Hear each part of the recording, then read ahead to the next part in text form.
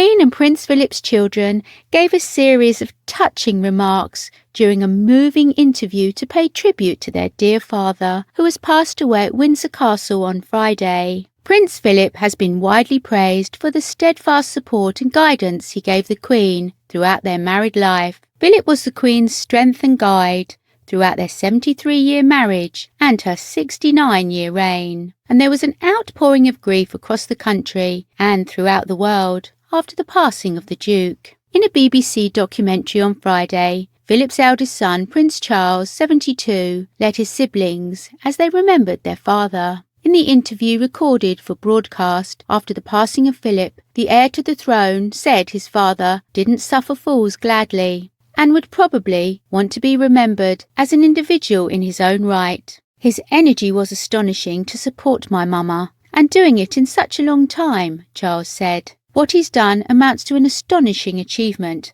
I think. Philip was born into the Greek and Danish royal families on a kitchen table on the island of Corfu, but went into exile with his family at just 18 months of age. The family fled to France, where his parents would later separate. His mother Alice suffered a mental breakdown and his father went to Monte Carlo, leaving Philip to eventually attend school in Scotland. It can't have been easy, and life was uncertain, and everyone had to rely on other people to help. And presumably he had to fall back on himself quite a lot, Charles said. Charles recalled a story where Philip's ailing mother, who later became a nun, told her son she wanted to be buried in Jerusalem next to her Aunt Elizabeth, the Grand Duchess of Russia, who was canonized as a Russian Orthodox saint. My father said to her, "But hang on a minute, how are we going to visit your grave?" Charles recounted.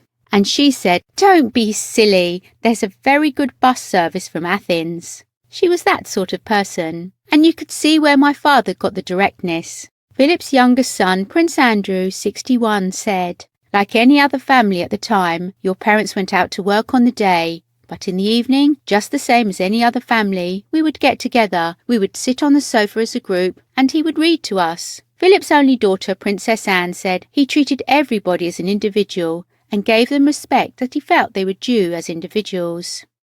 As you grew older, there was a lot of talking to you about the things he had done, so you became aware of what else was going on and the things he'd been doing. But there was a huge amount of encouragement to do things and quite a lot of leeway of pushing your own boundaries, which is probably not given to many nowadays, I have to say. I think I will best remember him as always being there, and a person you can bounce off ideas.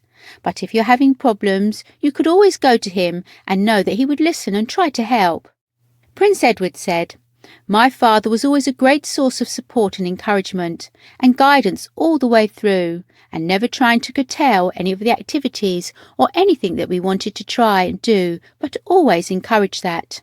I will always remember and thank him for that." Both Princess Anne and Prince Edward also gave a separate interview on ITV, recorded before Philip's death, to be aired afterwards. "Without him, life will be completely different," the Princess Royal said in the interview, with royal reporter Chris Shipp. The late Duke's daughter went on to discuss Philip's lasting legacy and how, even though he was very conscious about technology and its process, he never failed to recognise it was the people who were the most important. From society's perspective, he was able to keep pace with the kind of technological changes that have such an impact. But above all that, it's not about the technology, it's about the people, she said. Anne also reflected on how her father found ways in which he could make an impact as the longest-serving consort. After serving in World War II, he married Elizabeth in 1947, at which time he stepped away from his military career. I'm absolutely sure that it was not an easy decision, but it shows a real understanding of the pressures that the Queen was going through, and that the best way he could support her was by giving up his career, she recalled, adding that he was shaped in the Royal Navy by the desire to make, do, and mend, and change, and improve. Yet one of Philip's most memorable moments in the public eye came years later, at Princess Diana's funeral. Philip walked with Prince Harry and Prince William in the funeral procession, where he was seen patting his younger grandson on the shoulder in a tender moment. Anne described how their famous walk came to be, saying, "Memory is a strange thing, isn't it? But I seem to remember him saying, in fact, it was a question of, if you'll do it, I'll do it.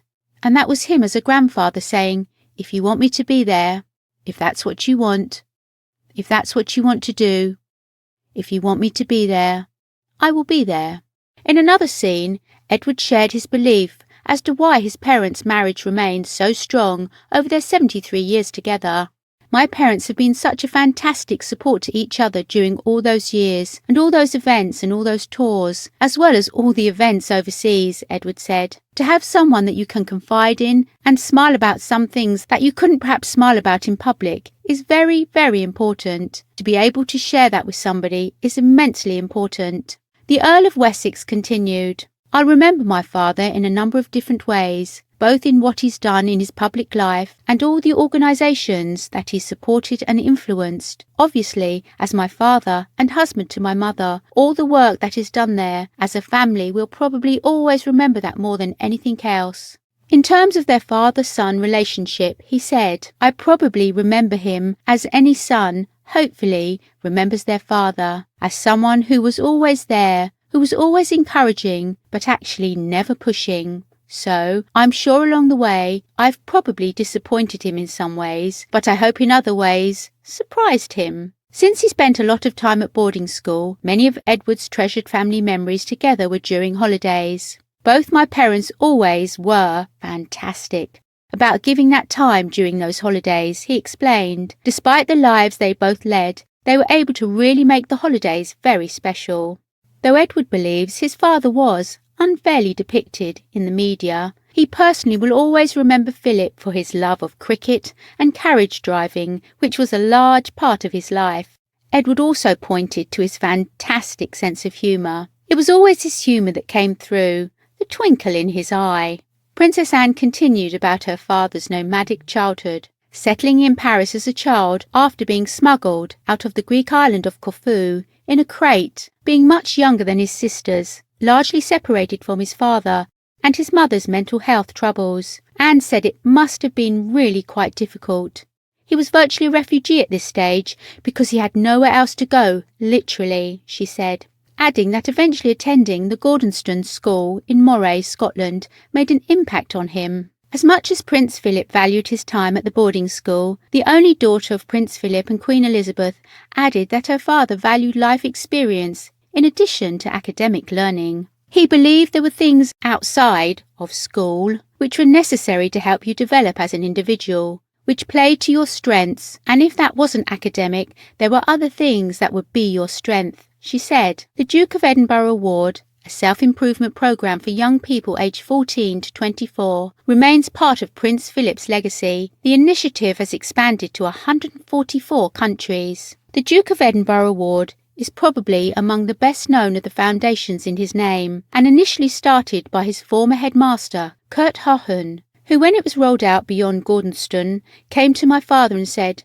"Would you get involved in this?" Prince Edward said. My father got Lord Hunt involved in helping to shape how it would roll out, and that was of course one of his geniuses, being able to find the right people to take things on and shape them.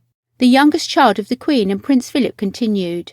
The fact it has now spread to more than 140 countries, way beyond the Commonwealth, way beyond the English-speaking world, is enormous testament to that original vision.